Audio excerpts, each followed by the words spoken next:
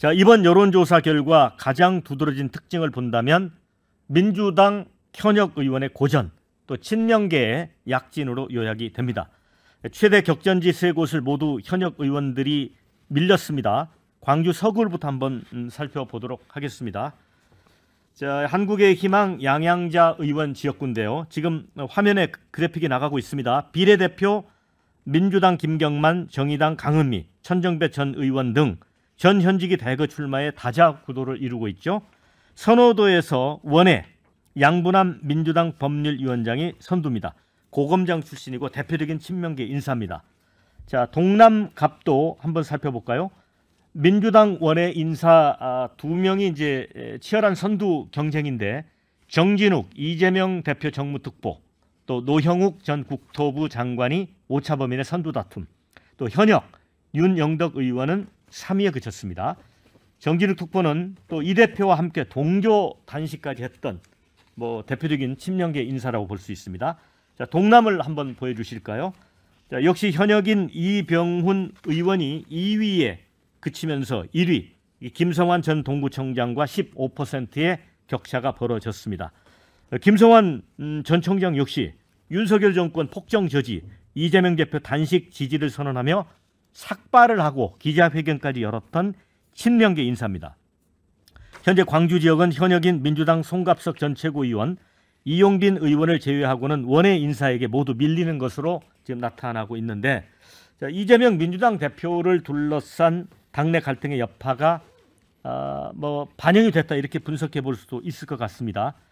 이런 비명 친명 간의 초반 대접전 양상은 향후 이재명 대표 영장 발부 또 옥중 공천 여부에 따라 또 한번 요동칠 걸로 보입니다. 지금 현재 광주에 있는 기자분들, 특히 이 여론조사 시작하기 전에도 상당히 이 출마 애정자들이 굉장히 예민했다고 하더라고요. 네. 이 여론조사에 대해서. 왜 그러냐면 추석을 앞두고 있는 어찌 보면 네. 본격적인 여론조사인데 이게 이제 자칫하면 이제 이것이 밴드웨건 효과도 될 수 있고, 그러니까 이게 고착화될 여지가 있다. 시민들에게는 여론조사 앞으로도 계속 될 거지만은, 그래서 상당히 그 후보자들 사이, 그다음에 현역 의원들 사이에서도 거의 제가 보니까 이 개인 SNS에 거의 당내 경선할 때 그 여론조사 대응해달라고 하는 듯한 그런, 예를 들어서 전화 잘 받아주세요, 무슨 전화로 오면 전화 잘 받아주세요라고, 저도 그걸 여러 후보자들 봤거든요. 그만큼 이번에 이 KBC 그 광주방송의 여론조사가 영향이 굉장히 있다라는 것을 확인할 수 있었는데,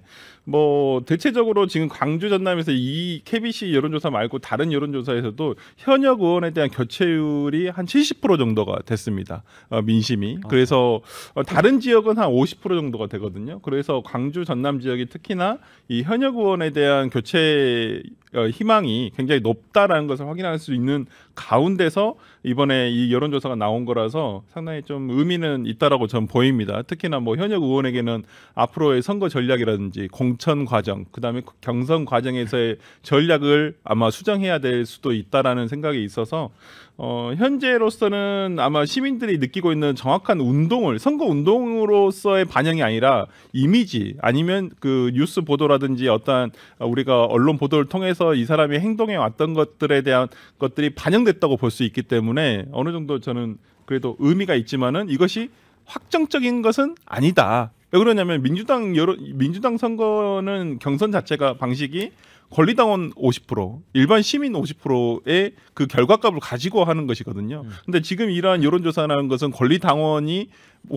포함되어 있겠지만 일반 시민 여론조사에 비슷하다고 볼 수가 있기 때문에, 또 권리당원을 그만큼 얼마만큼 현역 의원이 모집해서 동원할 수 있을 것인가, 본인을 경선에서 당선시켜줄 수 있도록 이걸 할 수 있을 것인가가 가장 또 중요한 포인트가 돼버렸다 볼 수 있을 것 같습니다. 네, 이제 이 광주광역시 세 곳 여론조사를 보면 현역 의원에 대한 평가가 그다지 뭐 좋지 않다는 거 하나하고, 또 이재명 대표하고 이제 동조 단식을 한다든가 하는 그 친명계 약진이 두드러졌다고 볼 수 있거든요.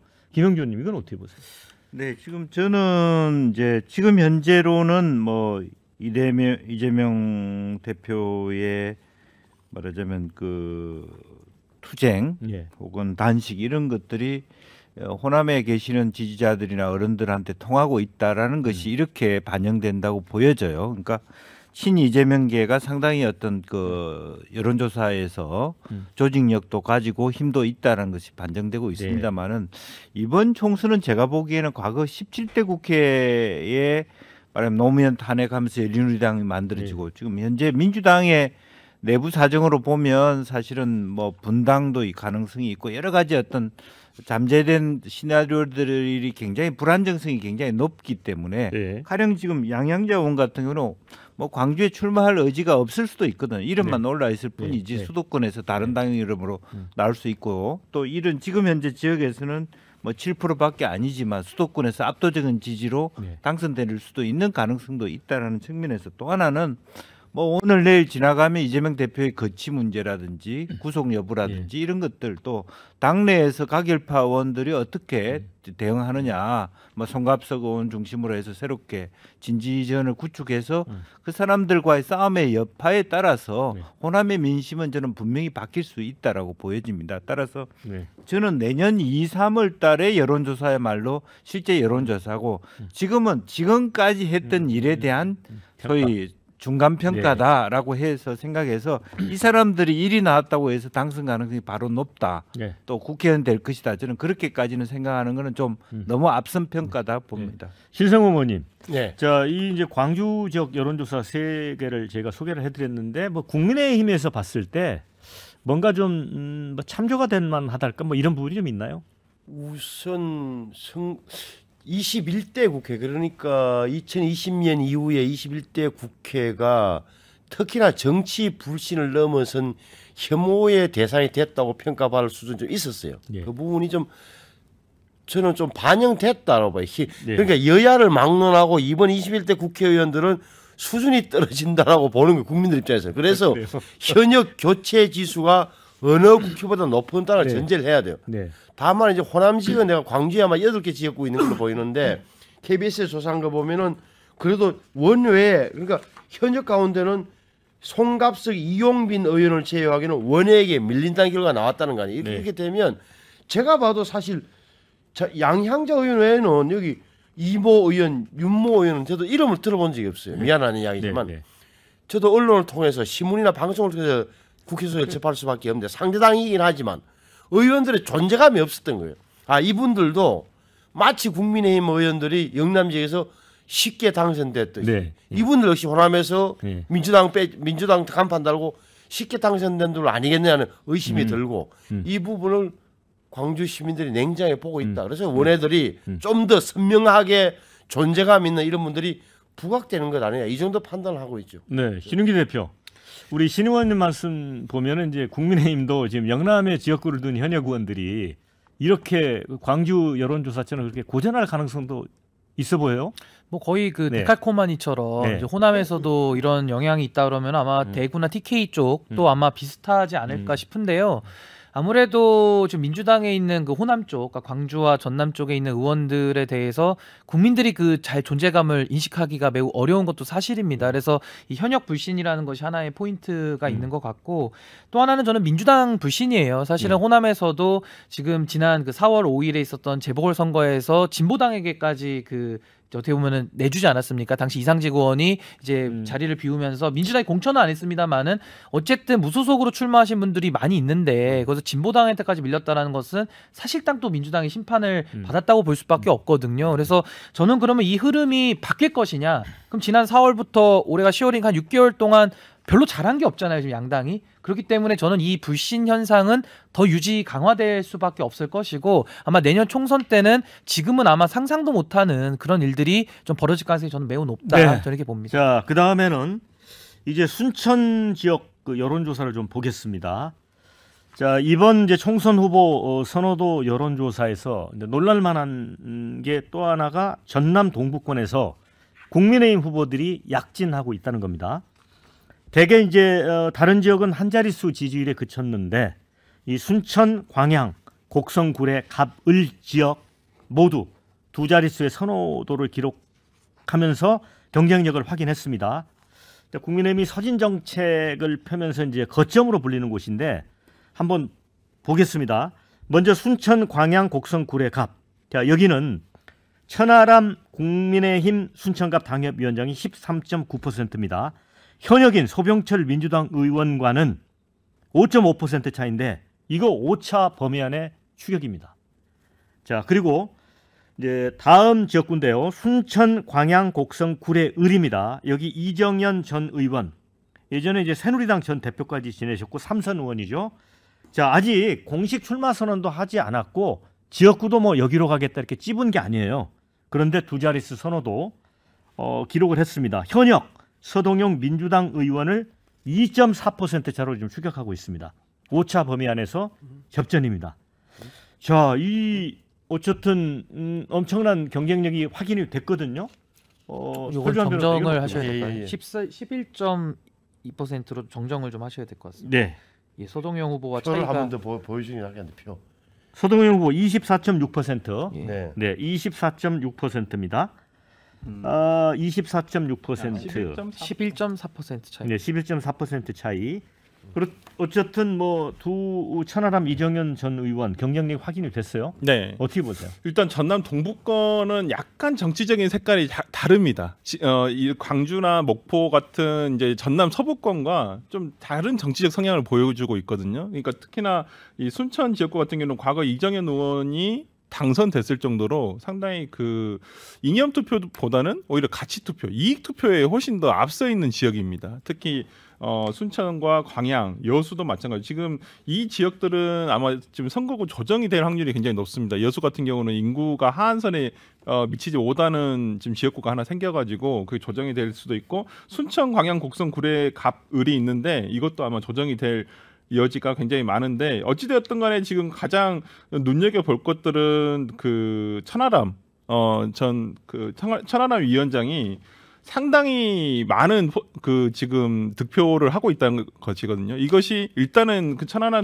그 변호사가 과거에 전당대회를 출마를 하면서 전국적인 인지도를 쌓았고, 또 그런 것들이 상당히 시민들에게도 영향을 많이 미쳤다라고 보여요. 특히 소병철 현역 의원 같은 경우는 지금 지역에서도 상당히 고전을 하고 있는 것으로 알고 있습니다. 보니 지금 그래서 민주당 내에서도 상당히 도전을 많이 받고 있는 편이고요. 친명 인사라고 할 수 있는 이제 김문수 전 서울시 의원이 지금 도전을 하고 있는 형국이고, 상당히 천하람 위원장 입장에서는 이러한 구도가 본인에게는 굉장히 유리하다고 볼 수도 있을 것 같습니다. 그러니까 민주당에서 좀 경쟁력이 없는 후보가 된다고 한다면 여당의 후보로서 특히나 또 인지도가 있고 또 개혁적인 세력, 개혁적 보수라고 하는 이미지도 있기 때문에 저는 순천에서 천하람 위원장을 선택할 수도 있다라고 저는 판단도 되고, 네. 지금 이 정도가 나왔다는 것은 저는 천하람 위원장으로서 상당히 고무적인 결과라고 볼 수 있을 것 같고요. 민주당으로서는 상당히 고심을 해야 되는 지역이 아닌가라는 생각이 들어서, 특히나 이 지역은 좀 신경을 많이 써야 되고, 인물이라든지 공천 문제도 상당히 신경을 써야 됩니다. 왜 그러냐면 지금 소병철 의원이 민심을 이반하게 된 계기도 지난 지방선거에서 순천시장 공천을 잘못했어요. 그래서 지금 무소속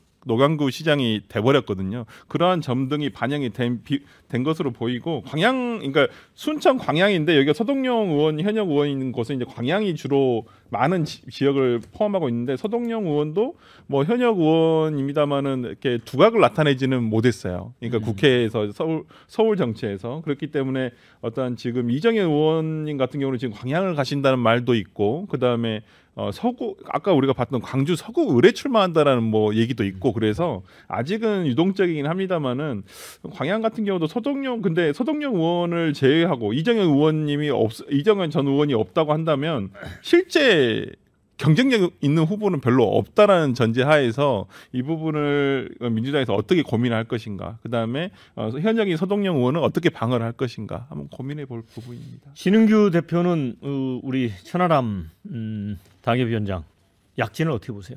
우선은 천하람 위원장이 사실은 호남에 도전하는 것 자체가 상당히 저희 보수 정당에서는 주목을 많이 받을 수밖에 없는 행보였고, 또 한 번 하고서 이제 떠나는 거 아니냐 이런 의구심도 많았던 것도 사실이거든요. 근데 이번에도 끝까지 자리를 지키면서 그 나름의 진정성을 저는 가서 전달을 했고, 또 호남에서도 그 천하람 위원장의 그런 여러 가지 행보들에 대해서 좀 지지를 보내주는 거 아니냐 해서 저는 상당히 좀 응원하는 입장이고, 여기서 이제 지금 오차범위 내인데 과거에 이정현 의원이 민주당이 재선과 3선 당선될 때 순천 득표율을 보면은 재선 때 49% 얻었고 3선 때는 44% 얻었거든요. 그러니까 조금 이제 어느 정도 그 표에 그 코어층들이 이제 모일 수 있는 기반을 마련했기 때문에 이걸 기반으로 해서 좀 열심히 하면 좀 그 지역 감정을 넘어서는 그런 계기도 만들 수 있지 않을까 싶고요. 다만 이제 마지막까지 남은 변수는 이 국민의힘에 대한 그 저항감이죠. 그러니까 호남 정서가 인물을 보고 택할 것이냐 정당을 보고 택할 것이냐 할 때 인물은 너무 좋은데 이 당이 문제다라고 해서 또 거부감이 든다 그러면은 그건 마지막까지 변수기 때문에 아마 중앙당에서 좀 더 어떤 모습을 보이느냐가 아마 호남 시민들한테도 영향이 클 것이다 저렇게 봅니다. 예, 김영기 의원님. 예. 어찌 보면 이제 호남도 기본적으로 민주당 정서긴 한데 인물에 대한 갈구가 있는 것 같다는 생각 들어요. 네, 그렇습니다. 예. 실제적으로 보면 그 동안에 이제 뭐 역사적으로 보니까 호남이 과거에 더 독재 정권 시절에도 그렇고 대체로 기업들이 영남권이 많다 보니까 많은 사람들이 고시에 도전했어요.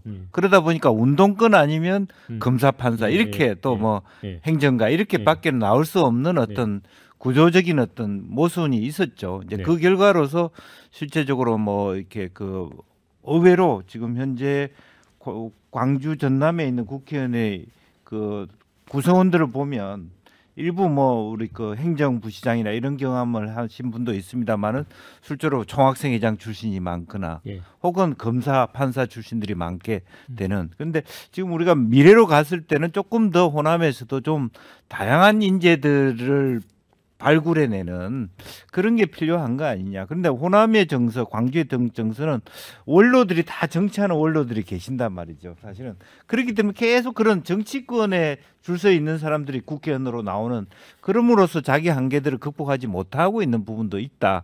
그러면 사실은 새로 나오는 지금 현재 우리 민주당의 위기는 이제 한총련 그룹들이 당에 들어오는데 이 사람들이 저항을 많이 받아요. 너무 거칠다. 그런 부분을 민주당에 있는 호남 어른들이 어떻게 정리해 줄 수 있을 것이냐가 하나의 과제라고 보여지고요. 아마 그것이 이번 총선에서도 상당히 많은 어떤 그 뭐 여러 가지 승패를 좌우하는 뭐 그렇다고 해서 호남이 뭐 다른 당을 지지하지는 않겠습니다만은 이제 실제로 인재를 제대로 된 발굴을 해야 된다는 것이 하나 있고 마지막으로 제가 천하람 그 위원장에게는 그럼에도 불구하고 의미 있는 도전이라는 건 맞습니다만은 좀 제가 아끼는 마음에서 계속 지는 선거를 계속 해가는 것은 굉장히 가슴 아픈 일이다.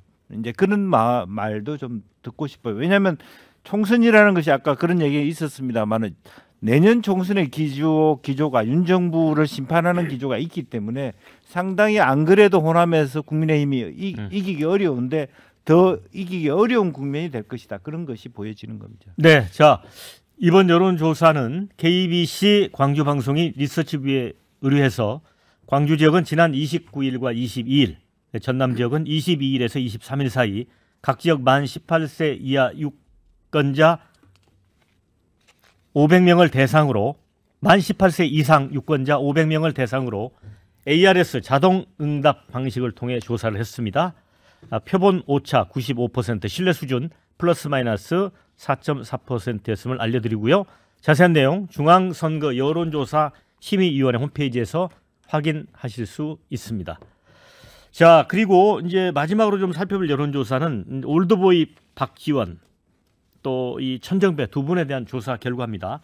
먼저 전남, 해남, 완도, 진도 여기 한번 화면 보여주시죠. 박지원 전 원장이 압도적인 선두입니다. 47.1%죠. 자, 윤재갑 현역 의원을 비롯한 다른 후보들은 모두 10%에 그쳤습니다. 자, 이제 그 박지원 전 원장은 이제 그 정치의 고향 목포를 포기하고 해남으로 주소를 옮겼죠. 자, 그런데 이제 올드보이 박지원 원장 독주 양상과 달리 천정배 전 법무장관이 지금 출마할 것으로 보이는 지역이 있죠. 광주 서구. 그 화면이 준비되어 있습니까? 자, 화면이 준비가 안 돼 있군요. 여기는 한 10%대로 14.8% 지금 나오고 있습니다. 천정배 전 의원이죠. 전 법무장관 14.8%. 지금 양부남 여기 그 후보인데 이분이 이제 공검장 출신이죠. 여기 친명계라고 볼 수가 있습니다. 약간 높은 수치가 나와 있습니다. 자, 이 여론조사는 어떻게 보셨는지 우리 신성범 의원. 아무래도 박지원 전 국정원장이야 뭐 중앙 정치에서의 거물이기도 하고 워낙 이 방송 KBC를 포함해서 입담으로 전국을 누비고 있으니까 호남에서 나이는 좀 많지만 한 번 더 써먹을 만하다 이런 인식이 퍼져 있는 것 같고 아니 우리 저 천정배 전 법무부 장관은 그동안에 공백이 너무 길었던 거 아니냐. 예. 양부남이라는 분은 제가 기억하기로 아마 그 대학 출신일 거예요. 지역의 대학. 네. 약간 입지적인 그런 거잖아요. 이렇게 검찰 내부에서 서울대, 고대연대 아니면 살아남기 힘든 그 조직에서 대검 부장, 검사장까지 하고 고검장까지 한 이런 분 아니겠느냐. 제 기억이 맞다면 그런 차이가 아닐까 싶고 오히려 저는 앞서 봤던 것 중에 하나가 눈길을 끄는 대목이 그럼 소병철이라는 의원이 왜 이렇게 지역에서 인기가 없을까? 결국은 여야를 막론하고 국회의원이 가지고 있는 권한 가운데 하나가 이른바 지방선거 공천권이에요. 시장 군수를 자기 마음대로 고를 수 있다는 그런 것. 그런데 이게 많은 의원들은 그 권한을 생각하는데 사실은 저도 해봤지만 국회의원의 죽음의 코스이게 돼요. 공천 잘못하면 지역 기반이 다 무너져요. 왜? 어떻게 되느냐? 자기 입맛에 맞는 사람, 자기 도운 사람을 하고 잠재적 경쟁자를 제거하는 수단으로 활용하는 순간 속내가 다 드러나서 국회의원 깜이 아니라고 평가하는 게 많은 거예요. 이 부분을 굉장히 조심해야 돼요. 그래서 많은 사람들이 착각하는 거예요. 아, 국회의원이 권한이 세다. No. 국회의원의 죽음의 길이기도 해요. 그래서 그 부분 때문에 크게 영향을 미친 건 아니냐고 좀 보여져서 좀 안타까웠어요. 야, 멋진 표현을 해주신 것 같아요. 저도 사실 현역 의원이라고 하면은 현역에 프리미엄이 많지 않습니까? 뭐 보좌진들도 있고 또 후원금도 거둘 수 있고 또 언론도 탈 수 있고 뭐 정말 작은 걸로는 저 소통관도 마음대로 쓸 수 있어요. 근데 참 원애들한테 이렇게 밀린다는 것 자체는 저 현역의 프리미엄이 있는데도 불구하고 밀리는 거기 때문에 저는 이분들의 그 의정 활동 지난 한 3년을 전 좀 돌아봐야 될 것 같다라는 생각이 들고요. 또 이런 뭐 올드보이들의 기한이다라고 말씀하시는데 뭐 경쟁력이 있으면은 그거는 뭐 저는 충분히 유권자들의 선택을 존중받아야 된다고 생각이 들고 다만 이제 아까 그 천하람 위원장이나 이런 식의 국민의힘에서도 이정현 의원이나 경쟁력 있는 분들이 저는 나오시면 나오실수록 오히려 민주당이 막장 공천을 못할 것이다. 오히려 더 긴장하고 더 좋은 인물을 내기 위해서 노력을 할 것이기 때문에 이것은 양당이 좀 더 잘하기 경쟁으로 돌아가는 그런 좀 좋은 기폭제가 될 수도 있다. 저렇게 봅니다. 뭐 막장 공천을 피할 수 있는 그런 기반이 되는 거네요. 제가 이제 그 9월 14일 한 2주 전에 목포를 갔더니 이미 뭐 박지원 원장은 뭐 거의 당선권에 있더라고요. 목포 시민들이 봤을 때. 이제 문제는 이제 목포인데 김은희 현역 의원에 대해서도 별로 또 배정호 우리 위원에 대해서도 별로 이런 게 반응이었어요. 근데 두 분이 거의 비슷비슷하게 박빙인 것 같고 손혜원 전 의원이 나오면 손혜원 전 의원도 뭐 별로 뭐 거의 말할 가치도 없는 뭐 그런 부분이 아닐까 싶어요. 그래서. 손혜원 전 의원이 그 무소속의 박홍률 지금 목포 현 시장을 지난 지방선거에서 만들었거든요. 굉장히 적극적으로 그래요? 도와서. 그래서 저는 손혜원 의원이 약간은 지금 포텐이 있을 것이다. 잠재력이 지역에서는 좀 있을 것이다라고 그 또 목포 시민들이 지금 김원희 현역 의원과 배정호 교수님에 대해서 이제 어떤 평가를 내리고 있을지는 좀 뭐 이번 보니까 비슷비슷하긴 한데 저는 오히려 손혜원 의원의 그 목포에 대한 진심 그 근대 문화유산 그거에 대해서 굉장히 본인이 진심이세요. 그리고 얼마 전에 자계에 대해서도 목포시 50억 원에 상당하는 그 자계 어떤 그 예술품도 다 기증을 하셨거든요. 그래서 저는 잠재력이 저는 잠재력이 있다고.